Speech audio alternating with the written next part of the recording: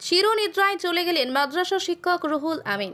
সোনামুড়া মহকুমার শ্রীমন্তপুরের SPQEA মাদ্রাসা শিক্ষক মৌলানা রুহুল আমিন আজ সকাল 11 ঘটিকায় সোনামুড়া গ্রামীণ হাসপাতালে ইন্তেকাল করেন। বয়স মাত্র 40। মৃত্যুকালে রেখে গেছেন এক ছেলে, 2 মেয়ে, স্ত্রী সহ বৃদ্ধ মা বাবা। বাবা আলী আশরাফের একমাত্র ছেলে রুহুল আমিন চিরদিনের জন্য চলে গেলেন, কিন্তু বাবা এখনো অবধি অজ্ঞান অবস্থায় রয়েছেন। বুঝতেই পারেনি ছেলে যে আর দুনিয়ায় নেই। রুহুল আমিন মূলত অমরপুর মহকুমার রেপ্পাছড়ি জুনিয়র মাদ্রাসার আরবি শিক্ষক ছিলেন। সেখান থেকে শুনে বর্তমানে সোনামুড়া মহকুমার বাসপুকুর সিনিয়র মাদ্রাসায় কর্মরত অবস্থায় ইহকাল ত্যাগ তিনি। গতকালকেও ডিউটি করেছিলেন মৌলানা রুহুল। SPQEA মাদ্রাসার শিক্ষক হওয়ার ফলে পেনশনও পাবে না।